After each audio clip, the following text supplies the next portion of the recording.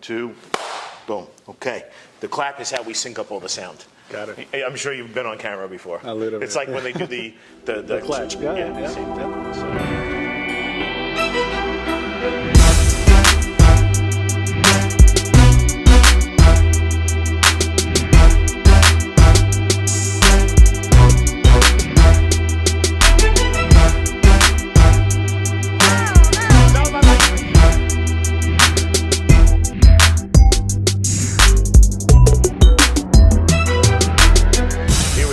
Another episode of Definitely Miami, and there's nothing that says Definitely Miami more than a suave Brazilian guy who's been educated all over the world, lived in DC, lived in America, lived in Brazil, and now you're here in Miami. Bruno Borges, so great for you to come here and sit down with us. I appreciate you. Thanks for having me. My pleasure. I always like to start out the interviews by talking about the guest, because no matter what you do, whether you're in real estate, you're in fashion, you're in the restaurant business, or you're in the you run a charity, I always feel that's important for people to get to know you as a person. Mm-hmm. So tell me a little bit about you. Where were you born and raised? Born and raised in Brazil. Mm-hmm. So I started my career in Brazil as a corporate attorney. Fantastic. Yeah, Sounds so exciting. Super exciting. So I spent 8 years actually practicing corporate law, and that's how I got involved with the nonprofit sector in the first place. So I did a lot of pro bono work for nonprofits in Brazil, and at some point I realized that I was having a lot more fun supporting the nonprofits than working with the regular corporate clients. Right. Nothing against the corporate clients. They were paying the bills, but sure. The nonprofits were, great to work with, and it was amazing just to have an opportunity to somehow contribute to social impact. So back in 2004, I made a very big decision. I decided to quit my corporate legal career. The dream career. The dream career. Right, because I'm sure when you were growing up, it was go to school, get a great education, become a doctor, an attorney, an accountant. Exactly. So your parents must have been like, oh yeah, no, and I there's a true story behind that. So when I actually declined a partnership, an offer to become a partner at the law firm, right. It took me a dinner to do it. It took my parents 2 years to understand it, because exactly the expectation sure. was that, you would build a career in the corporate legal world. But then I moved to Baltimore. So I quit my law firm job and I went straight to Baltimore. At the time that you moved to Baltimore, did you realize that, Baltimore, when you look on the map, Baltimore's right next to Washington, D.C. Mm-hmm. But did you realize that Baltimore might not be the most cosmopolitan city to go and live in? I know. What attracted me to Baltimore was the university. So I went to Johns Hopkins for a master's in organization development with a concentration in nonprofit management. Okay. So it was a great program. So I stayed in Baltimore for 3 years just for that program. And after finishing that program, I went to work for an international nonprofit organization based out of Washington, D.C. Okay.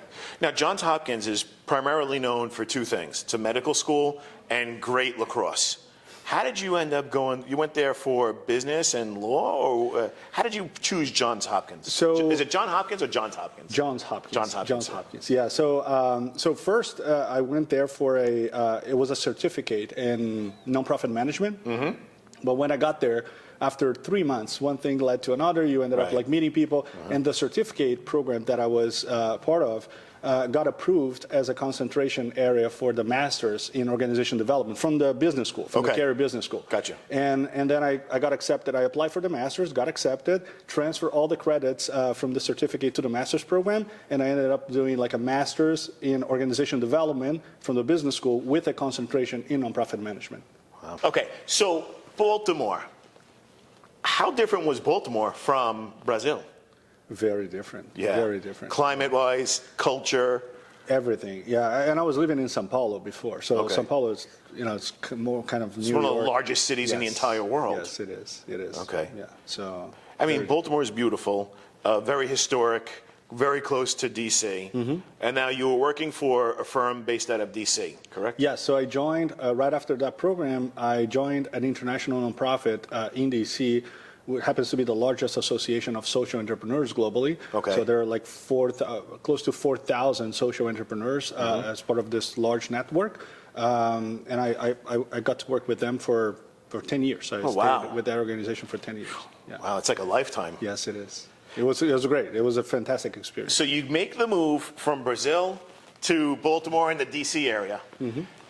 How did you end up here in what we call the greatest city in the face of the earth right now, our home, Miami? How did you end up here? Everybody has a Miami story, right? Yes. So, well, my story was that when I was working for that organization in Washington, D.C., I got invited to attend a conference in Miami. It was February, winter in D.C., snowing. Say less, say less. Well, you came to Miami in February. And you can imagine how is that for a Brazilian guy, right? And my wife also happens to be from Brazil, so we were both like suffering with that winter. So I invited her, why don't you join me? Sure. For, we're going to spend the weekend in Miami.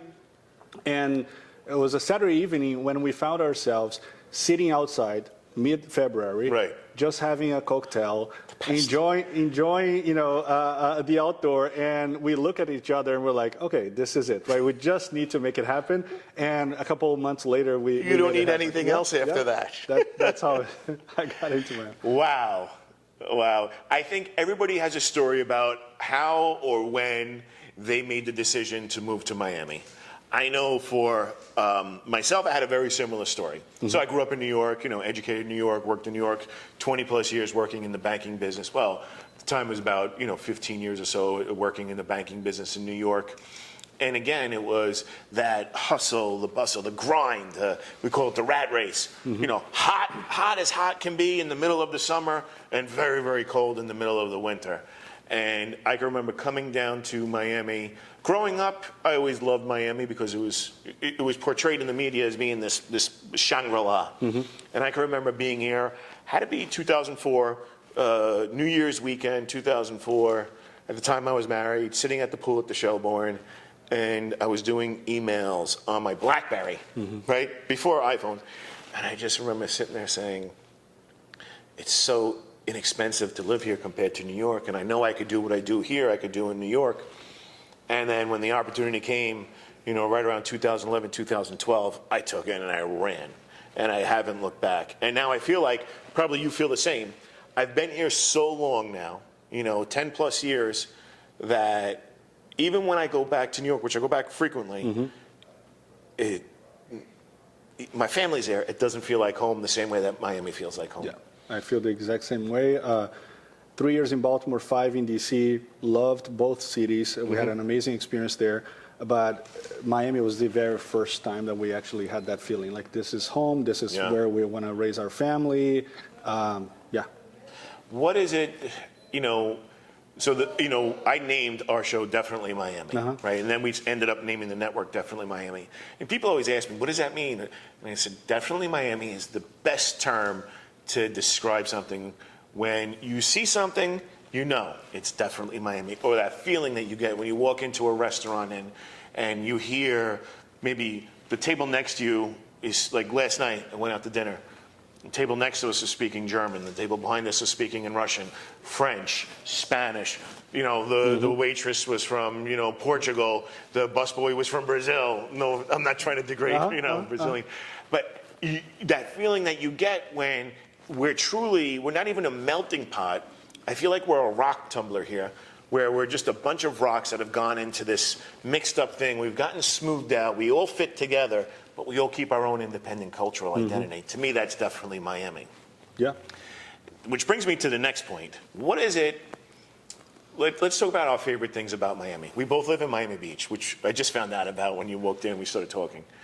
What is it about Miami Beach? What is your favorite restaurant in Miami Beach?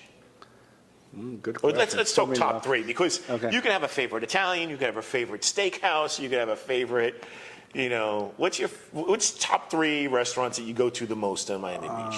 Well, I love, my wife and I, we both love ceviche. That's probably, that's definitely top. Ceviche? Ceviche. Not ceviche 105, ceviche. Ceviche. Yeah, ceviche is very good. They have one in Midtown, they have another one in Brickell. Yeah. So yeah, we used to go. Brickell was my first home in Miami. So Yeah. we love the Cuban one, Lincoln Road, Havana. Oh, Havana 1957. Yeah. What about Espanola Way? Have you been to Espanola Way Yes, at all? we've been there. They have a Havana 1957 right on the corner of Washington and Espanola Way. Then they have a series of restaurants. A new hotel just got redeveloped there.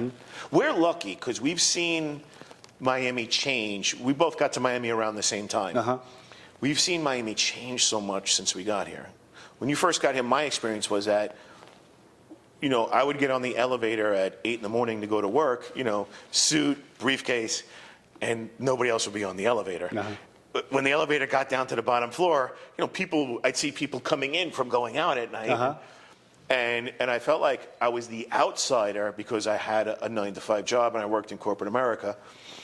Now, I think it's just the opposite. I think so many people here that are professionals, that are working full time, and that, we just happen to live by some of the greatest restaurants in the world, and there's a lot of great, night activities that we can do or whatever. What's been your experience seeing Miami change, or what do you think has been the greatest thing that's changed about Miami in the 10 years you've been here? I think it's the energy. It's a much more. The city is much more vibrant now compared to like 10 years ago, I think, and you can see that energy everywhere, right? You see that energy in the tech ecosystem. You see that energy in the restaurants business. You see that energy in arts and culture, like. It's everywhere, and I think for me that was a big change. I think maybe 10 years ago there were a handful of good restaurants and a couple of good hotels. Now every major hotel has got a flag flying on a building here, and every great chef wants to have a restaurant or have a piece of a restaurant or do a pop-up here.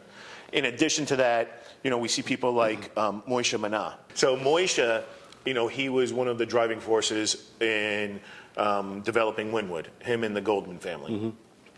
And now Moishe has just spent billions buying up property to redevelop in the downtown district, in the Flagler district. We didn't have that 10 years ago, where we have Swire coming here. We have all these other developers from the Northeast that have come down here. We have so many companies that are moving down here. In the past, we were a hospitality industry. Most of the economy was driven by hospitality. But now we've got technology. We have a lot of legal businesses that have moved here. A lot of finance businesses have moved here. Not only moved here, but they've moved everywhere from West Palm Beach all the way down. So it's been that trickle down, which I think has really changed the face of Miami. And when we say Miami, we live in Miami. But when you say Miami to people who live in, let's say, Ohio or that live in San Francisco, they all think that Miami is from Palm Beach down south. They don't realize that Miami is this little tiny city in a huge metropolis. So the other thing that I've seen change in Miami is, it used to be that people would do charity events, and the charities were smaller charities, but now we have major charities. And I know that the Miami Foundation is one of the oldest charities in which you represent. Talk to us about the Miami Foundation. How did you get involved with it, and what is the Miami Foundation about? Sure. So I got involved this year. This is my first year with the foundation. The Miami Foundation is a community foundation for Miami. It has been around for over 50 years. And we are the philanthropic hub for Miami. So we connect with philanthropists, individuals who want to do good, to contribute to social change in our community.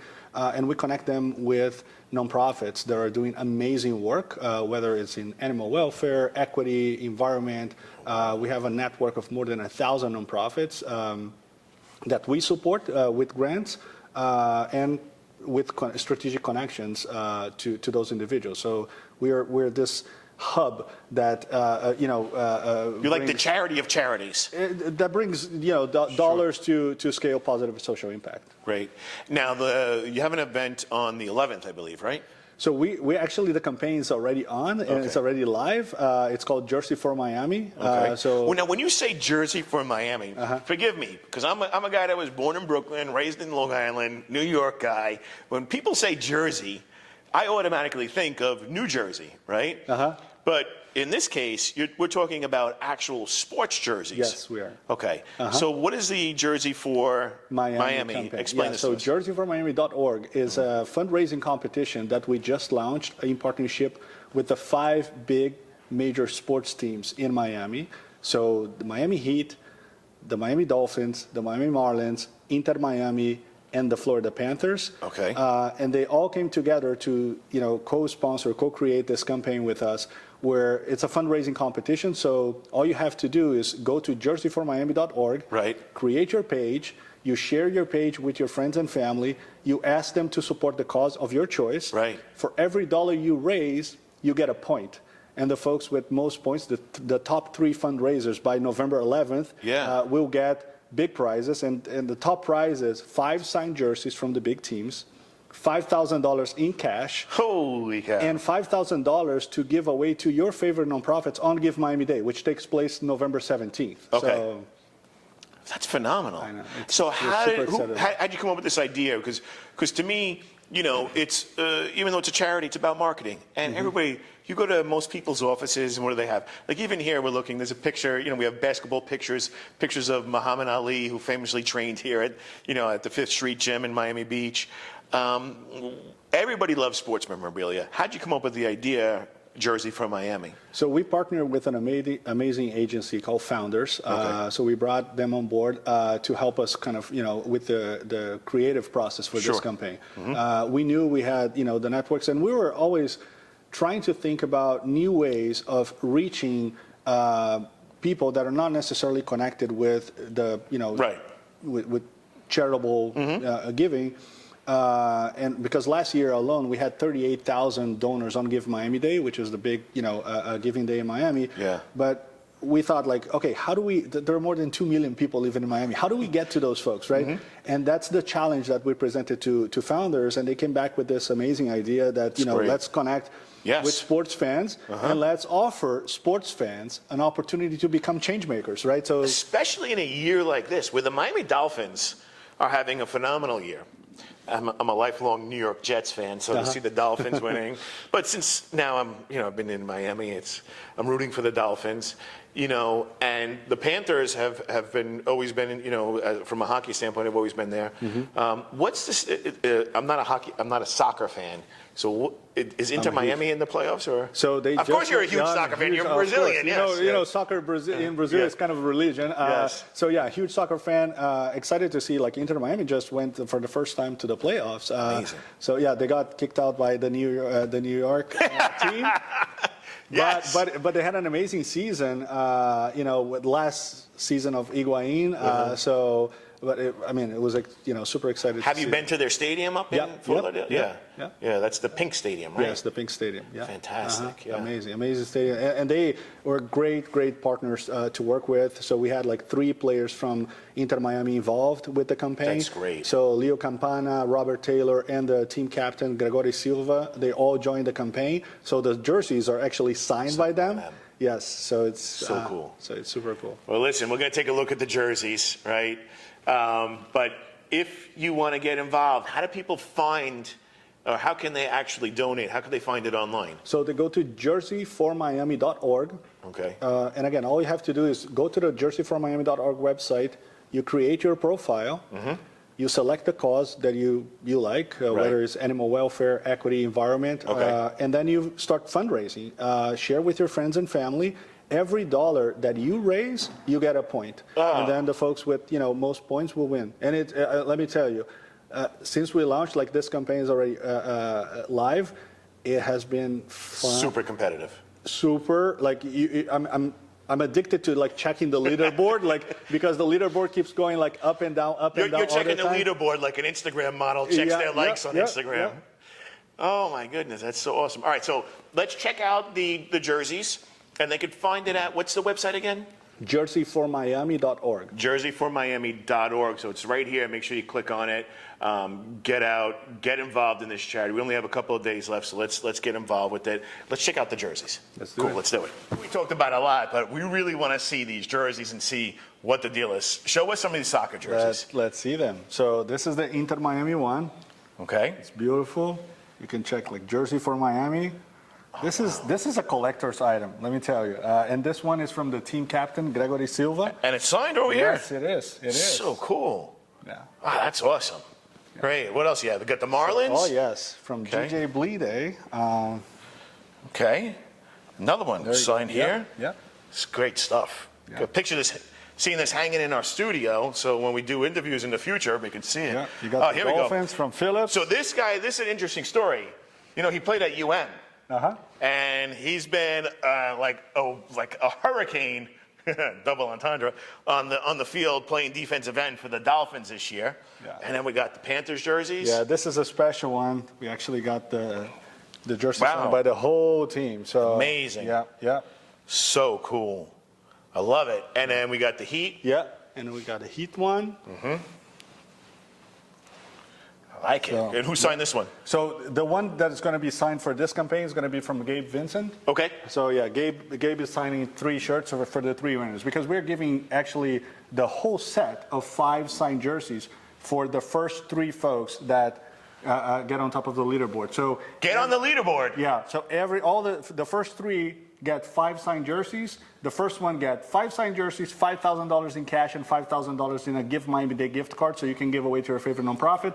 The second one gets all 5 signed jerseys, $3,000 in cash, $3,000 to give away, and the third one gets all 5 signed jerseys, $2,000 in cash, $2,000 in a gift. Fantastic. Listen, and the consolation prize is a signed Definitely Miami t-shirt by yours truly, Ronnie G. Thanks for tuning in. This has been Definitely Miami. Ronnie G with Bruno Borges here at the studio. And make sure you check out the website and let's give to Miami. It's a great cause. Thank you. Appreciate Thanks your for time. having me. Of Thank you. course, 100%.